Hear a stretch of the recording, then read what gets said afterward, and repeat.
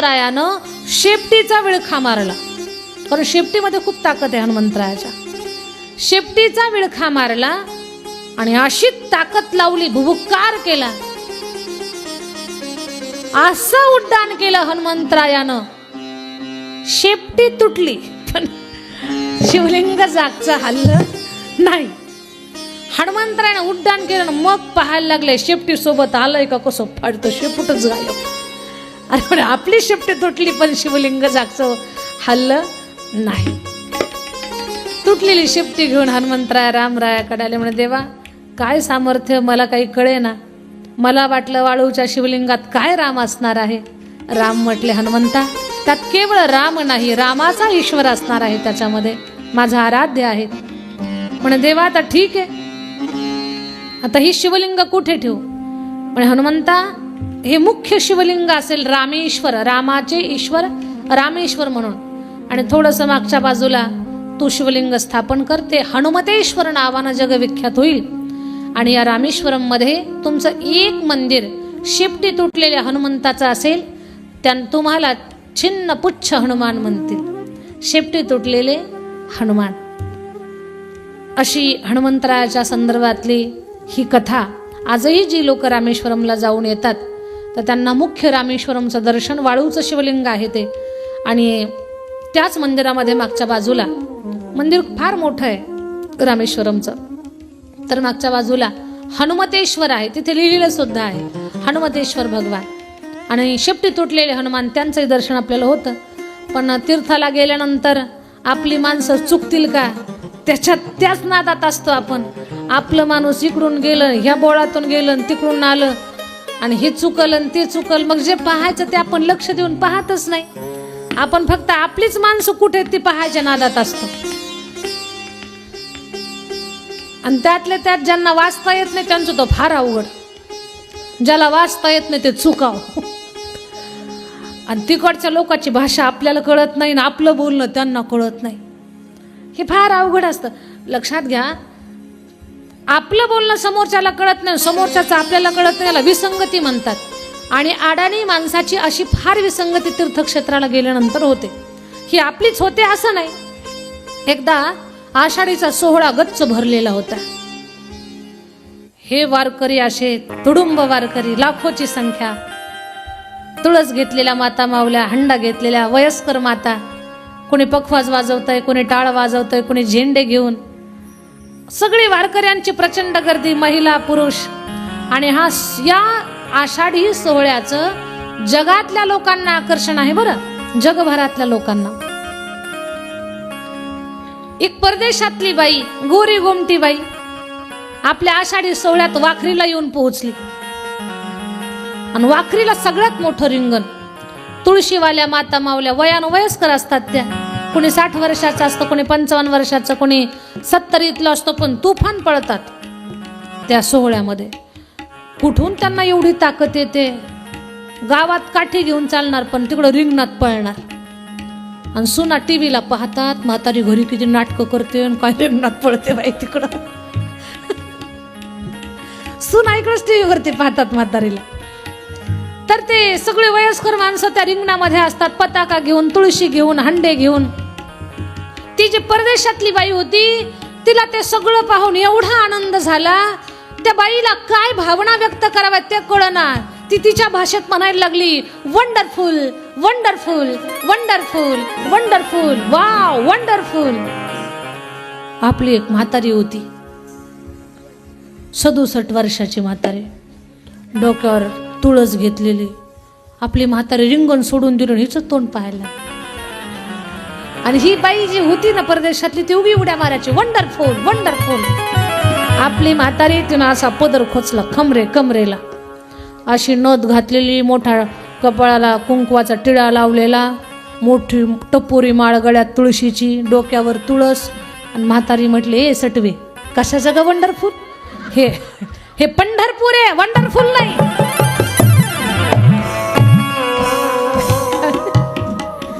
हे वंडरफुल नाही, हे काय पंढरपूर. ती बाई म्हणायची वंडरफुल आणि म्हातारे म्हणायचे पंढरपूर. तर ही आहे विसंगती. तीर्थक्षेत्रावर आपली एकच घाई असते, आपली माणसं चुकतात का काय, अडाणी माणसं चुकली की फार फजिती, त्यांचं आपल्याला कळत नाही, आपलं त्यांना कळत नाही, फार गोंधळ होतो. तसं हे जे उदाहरण मी तुम्हाला सांगितलं रामेश्वरममध्ये, तर वाळूचं शिवलिंग जागचं हलू शकलं नाही का, त्याच्यामध्ये प्राण ओतलेले होते. म्हणून प्रतिष्ठित शिवलिंगाचं फार असं मोठं महत्त्व आहे. प्रतिष्ठित शिवलिंगाच्या पूजनानं आपल्याला आरोग्य, यश, विद्या आणि बल या गोष्टींची प्राप्ती होते. चौथं शिवलिंग आहे चल शिवलिंग. जे शिवलिंग आपण एका जागेवरून दुसऱ्या जागेवरती हलवू शकतो त्याला चल शिवलिंग म्हणतात. चल शिवलिंग छोटं असतं, धातूचं असतं, स्फटिकाचं, पाऱ्याचं, चांदीचं. ते चल शिवलिंग आपण ते देवघरात ठेवतो. चल शिवलिंगानं माणूस निर्भय राहतो. परमेश्वर सदा आपल्या सोबत आहे ही आपली भावना आपल्या अंतःकरणात कायम टिकून राहते. त्याला चल शिवलिंग म्हणतात. आपण देवघरामध्ये गणपती बाप्पांची मूर्ती ठेवावी, आई जगदंबेचा तांदळा ठेवावा, देवघरामध्ये शंकराचं शिवलिंग ठेवावं, पितळी पंचधातूचं किंवा पाऱ्याचं किंवा स्फटिकाचं ते शिवलिंग तुम्ही ठेवू शकता देवघरामध्ये. आणि मग सगळ्या देवांची पूजा करताना आपण त्याच्यात महादेवाची पण पूजा करतो. सगळ्या देवांची पूजा करून महादेवाची पूजा आपण त्याच्यामध्ये केली, आणि ते सगळं जे पूजेचं पाणी आहे ते कधीच तुळशीला टाकायचं नाही, कारण त्या पाण्यामध्ये महादेवाच्या पूजेचं सुद्धा पाणी आहे. महादेवाच्या पूजेचं पाणी तुळशीला टाकत नाहीत. हे शास्त्र आपण सांभाळायचं. आतापर्यंत आपल्याला माहिती नसेल, आता माहिती झालेली आपल्याला. देवघरामध्ये जे शिवलिंग आपण ठेवतो ते चल शिवलिंग आहे. आणि एक उपप्रकार आहे गुरु शिवलिंग. आपण आपल्या जीवनामध्ये गुरु करावेत, आणि गुरुचा उजव्या पायाचा अंगठा, तो अंगठा म्हणजे शिवलिंग स्वरूप आहे, त्याला गुरु शिवलिंग म्हणतात. ज्यांनी आपल्या जीवनात गुरु केलेले आहेत त्यांना गुरु शिवलिंगाचं पूजन करण्याचं भाग्य प्राप्त होतं. आणि असंही गुरुचं महिमान प्रत्येकाच्या जीवनामध्ये फार महत्त्वाचं मोलाचं आहे. गुरुशिवाय तुमच्याकडे तुम्ही किती धनवान आहात, किती श्रीमंत आहात, तुम्ही किती मानापानानं मोठे आहात, तुमच्याकडे किती पद आहेत, हे अजिबात महत्त्वाचं नाही. पण तुमच्या जीवनामध्ये गुरु आहेत का नाही ही गोष्ट फार मोलाची आहे. बरं, माणसाला प्रारब्धानं प्राप्त झालेल्या लौकिक गोष्टी एकीकडे, आणि आपल्याला पुण्याईनं प्राप्त झालेले गुरु हा भाग एकीकडे असतो. गुरु जर नसतील आपल्या जीवनामध्ये तर गुरु करून घ्या. गुरु केले तर माणूस अध्यात्मात गुरु करतो, आणि गुरुच केले नसतील तर माणसाची गुरासारखी अवस्था होते. म्हणून माणसानं आपली स्वतःची गुरासारखी अवस्था करून घ्यायची नसेल तर गुरु करून घ्यावेत. गुरुबद्दल तर माऊली स्वतः सांगतात, गुरु हा संत कोळीचा राजा, गुरु हा प्राण विसावा माझा. संत कोळीचा राजा, गुरु हा प्राण विसावा माझा. गुरु बिना देव तुझा पाहता नाही लोकी. गुरु बिना देव तुझा पाहता नाही लोकी. गुरु हा सुखाचा सागरो, गुरु हा प्रेमाचा गुरु.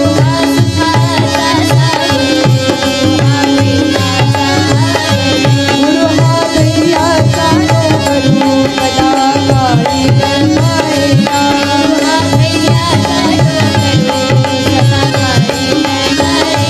गुरु हा संत कोळीचा राजा, गुरु हा प्राण विसावा माझा.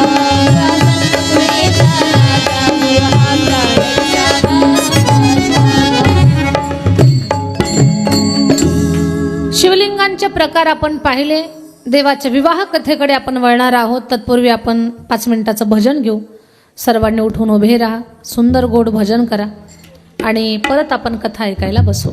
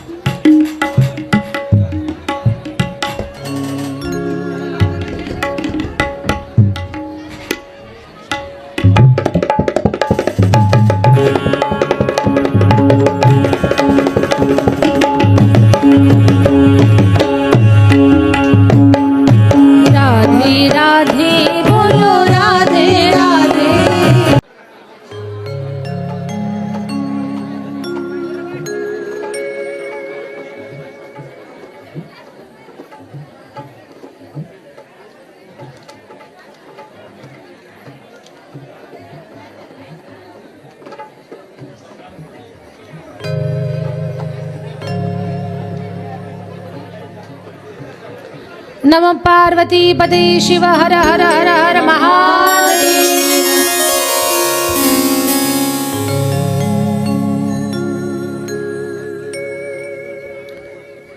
सूत महाराज शौनकादी महामुनींना शिवमहापुराण ग्रंथामध्ये शिवविवाहाची कथा सांगतात की जो प्रश्न भगवान शंकराच्या विवाह संदर्भातला नारदजींनी ब्रह्मदेवाला विचारलेला होता। विधे विधे महाभाग कथां शंभो शुभावहा शृण्वन् भवन्मुखा भोजान् तृप्तोऽस्मि महाप्रभो।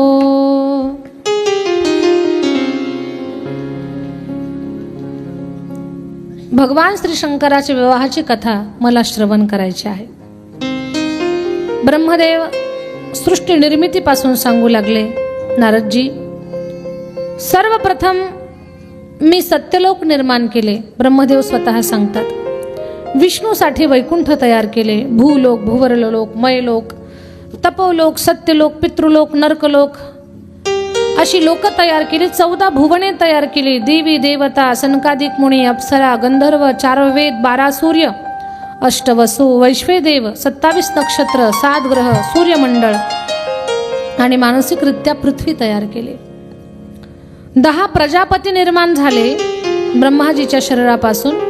डोळ्यातून अंगिरा ऋषी, हृदयातून भृगु ऋषी, नेत्रातून मरीची ऋषी, कानापासून नारदजी, पोटातून कर्दम ऋषी, पुलस्त ऋषी, पुलह ऋषी, कृतु ऋषी, वशिष्ठ, दक्ष, प्राणापासून दक्ष तयार झाले। 10 प्रजापती 10 इंद्रियापासून तयार केले आणि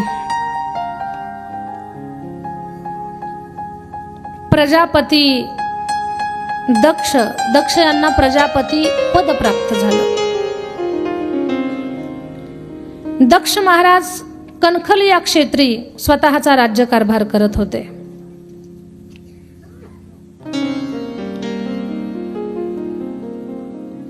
मनु महाराज आणि शतरूपा माता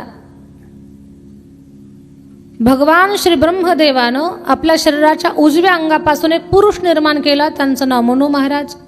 डाव्या अंगातून एक स्त्री निर्माण केली, तिचं नाव शतरूपा माता। दोघांना सांगितलं सृष्टी विस्ताराचं काम करा। वराह भगवंतानं पाण्यात गेलेली, पाताळात गेलेली पृथ्वी नाकावर मांडून पाण्यामध्ये स्थापित केली। तिला स्थापन करण्या अगोदर हिरण्याक्ष नावाचा राक्षस मारला आणि त्या पृथ्वीवरती मनु महाराज आणि शतरूपा माता यांचा प्रपंच विस्तार। मनु महाराज, शतरूपा माता भगवंताच्या ब्रह्मदेवाच्या आज्ञेवरनं सृष्टी विस्ताराचं काम करतायत। त्यांना 3 मुली आणि 2 मुलं अशी संताने त्यांच्या पोटी जन्माला आली। 3 मुली आहेत देवहूती, आकुती आणि प्रसूती, प्रियव्रत आणि उत्तानपाद। या 5ही भावंडांचा प्रपंच विस्तार भागवतात विस्तारानं आलेला आहे। शिवमहापुराणमध्ये आपण मुख्य लक्ष प्रसूती माता आणि तिचा पुढचा विस्तार तिकडे देणार आहोत। देवहूती माता कर्दम नावाच्या प्रजापतीला दिली आहे। आकुती नावाची मुलगी रुची नावाच्या प्रजापतीला दिली, त्यांना यज्ञ नावाचा मुलगा झाला आणि त्याला दक्षिणा नावाची मुलगी पत्नी म्हणून प्राप्त झाली।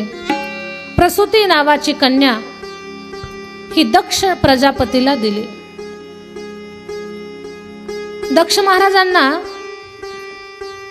ब्रह्मदेवानं सांगितलं, दक्षजी सृष्टी विस्ताराच्या कामामध्ये तुम्ही मला मदत करा। दक्ष महाराजांनी 10,000 पुत्र निर्माण केले। त्यांना सांगितलं, बाळांनो अरण्यात जा, तपश्चर्या करा, तप करून बलवान होऊन वापस या, तुमची लग्न लावून देतो, सृष्टी विस्ताराच्या कामात मला मदत करा। 10,000 मुलं तप करायला गेली। वापस येत असताना रस्त्यात त्यांना नारदजीची भेट झाली। नारदजीने विचारलं, पोरांनो कोण तुम्ही? नारदजीला ती मुलं सांगतात, आम्ही दक्ष महाराजांची मुलं। अरे दक्षांची मुलं म्हणजे तुम्ही माझीच मुलं? म्हणजे अरे दक्ष माझा भाऊ लागतो, मी तुमचा काका आहे। काका तुम्ही? आजपर्यंत तुम्हाला पाहिलंच नाही। जाऊ दे, आजपर्यंत पाहिलं नाही, पण आता महत्वाच्या वेळेला गाठ पडली तुमची माझी. हो काका, खूप चांगलं झालं. आता आम्ही गावाकडे चाललेलो आहोत. आमचे वडील आमचं लग्न लावून देणार आहेत. अक्षता टाकायला तुम्ही या. पण पोरांना माहिती नव्हतं हे काका नाही, खूप मोठा धोका होते म्हणून.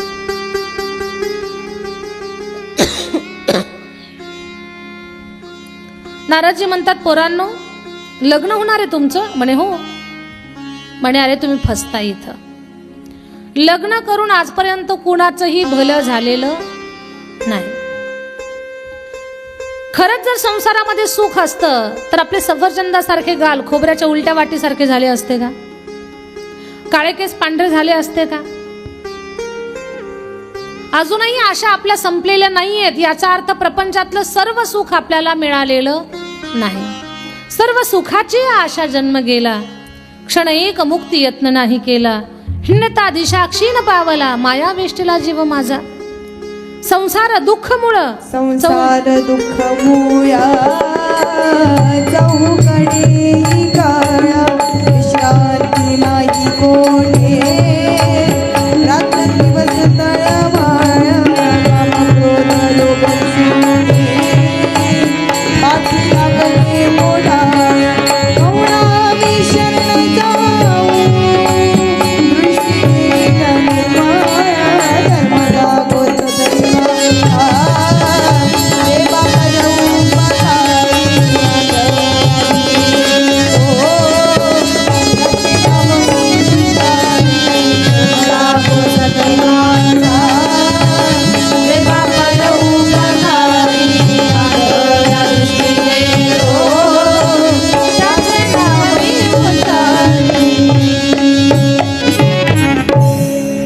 संसार दुःख मूळ चहुकडे इंगळ, विश्रांती नाही कोठे, रात्रंदिवस तळमळ.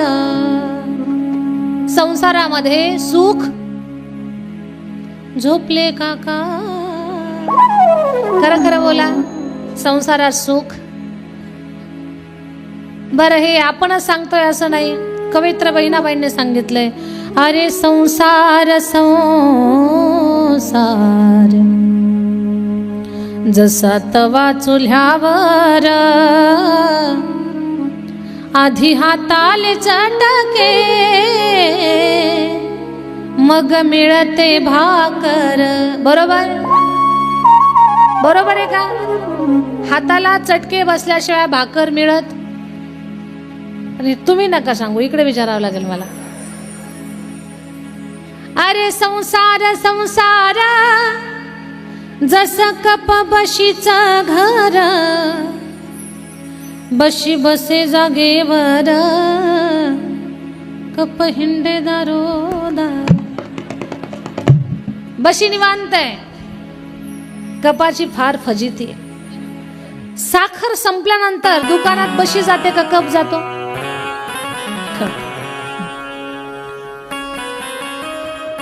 कपच जातो. तेलाचा डबा संपला, कपच निघाला. गाडीला किक मारली की सुटलाच कप, पळालाच. सगळ्यात सोपं सांगते, शेतात आपल्याला सोयाबीन करायचंय, सोयाबीनचं बियाणं आणायला कप जातो का बशी जाते? कपच जातो. सोयाबीनचं बियाणं पेरण्याचं काम बशी करते का कप करतो? कपच. सोयाबीन पेरलं, खूप एक नंबर सोयाबीन आलं, त्या दोन्ही याच्यामध्ये ते कोळपणं मशीननं कपानच केलं, फवारणी सुद्धा कुणी केली? कपानच केली. खत पेरलं, कपानच पेरलं. बशीच्या नखाला सुद्धा चिखल लागलं नाही, पायाच्या नखाला चिखल लागलं नाही. ती फक्त मोबाईलवरनं व्हिडिओ कॉलवरनं पाहायची कसा आलाय सोयाबीन, तेवढंच पाहायची. बशी निवांत आहे, कप सारख्या शेतात चक्रा मारतो. रात्री 2 वाजता पाणी भरायला कपच जातो, फवारणी करायला कपच जातो. आता ते काढायचं मशीन आणलं, ते कपानच आणलं, मशीनद्वारे सगळं सोयाबीन काढलं. 500 पोते सोयाबीन झालं, पोते तयार झाले. पिकअप बोलावला, सगळे पोते पाठीवर कोणी उचलले? कपानच उचलले. टेम्पोत कोणी भरले? कपानच भरले. गच्च टेम्पो भरला, त्या टेम्पोवर बसून कपच गेला मार्केटला. मार्केटला सोयाबीन घातलं, 5 लाखाचं सोयाबीन झालं. कपाच्या हातात पैसे, पण कपानं पहिला फोन कुणाला केला? हीच गंमत आहे संसाराची बरं. म्हणजे जिनं शेताचं तोंडही पाहिलं नाही, कपानं तिला फोन केला. हॅलो, 5 लाखाचा सोयाबीन झाला. असंच आहे जीवनाचं गणित. बशी बसे जागेवर कप हिंडे दारोदार. अरे संसार संसार जसा तवा चुल्यावर. आधी हाताले चटके मग मिळते भाकर. ए पोरांनो, संसारात काही कुणाचं भलं नाही. या संसाराच्या नादी लागू नका. माझ्यासारखं भजन करा. संसारात सुख असतं तर मी तुमचा काका आहे. मी बिना लग्नाच राहिलो असतो का? नाही काका, माझं ऐका. अरण्यात जा, पहाडीत जा, तपश्चर्या करा. 10,000 पुत्रांना महात्मा बनवलं. दक्षानं पुन्हा 10,000 मुलं निर्माण केली आणि तपस्येला पाठवली. पण आता सांगितलं, रस्त्यात कोणी भेटलं, विशेष कोणी शेंडी हलवून भजन करणारं भेटलं, भजन करणारं भेटलं तर त्याची गाठच घेऊ नका.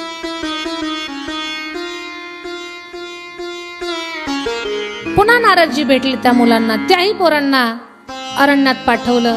दक्षाला खूप राग आला. दक्ष म्हणतो, नारदजी, माझ्या कामात तुम्ही विघ्न आणता. मी तुम्हाला शाप देतो. तुम्ही एका जागेवर थांबून कोणाला बोलू शकणार नाहीत. तुम्ही सारखी फिरत राहणार. ब्रह्मदेव प्रगट झाले. दक्षा, नारदाला शाप दिला, तू ही चूक केली. बाबा, तुम्हाला माहिती नाही, नारदजीनं माझ्या कामात खूप व्यत्यय आणलेला आहे. माझ्या 20,000 पोरांना त्यानं महात्मा बनवलंय. मग नारदजीला शाप देऊ नको तर काय आरती ओवाळू? संत हे आरती ओवाळण्यासच पात्र असतात. तुझ्या 20,000 पोरांना त्यांनी महात्मा बनवलं असेल, अरण्यात पाठवलं असेल, भगवत सेवेमध्ये लावलं असेल, पण त्यातून तुझंच भलं केलेलं आहे. म्हणे कसं काय? दक्षा, तू जी 20,000 मुलं बनवली ती धड पुरुष नाही, धड स्त्री नाही, ती किन्नर जात तुझ्याकडनं तयार झाली. आणि तू त्यांना गृहस्थ जीवनामध्ये बांधणार होतास. तुझ्याकडनं खूप मोठा अनर्थ झाला असता. संतांनी जे केलंय ते तुझ्या भल्यासाठी केलं. दक्ष महाराजांना स्वतःची चूक लक्षात आली. देवा, बाबा, माझ्याकडनं चूक झाली, पण मी आता नारदजींना त्रास दिला, शाप दिला. या दोषातून मी कसा निवृत्त हो?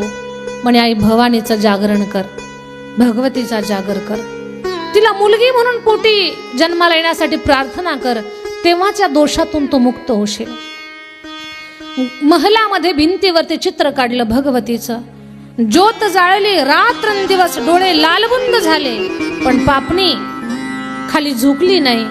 सरळ नजरेनं आई भवानीची प्रार्थना दक्ष करू लागले. आई भवानी, तुझ्या कृपेने तारसी भक्ताना. अगाध महिमा तुझी माऊली वार संकटाना. आई कृपा करी माझ्यावरी, जागवितो रात सारी. आई कृपा करी माझ्यावरी, जागवितो रात सारी. आज गोंधळाला ये, गोंधळ मांडला भवानी, गोंधळाला ये.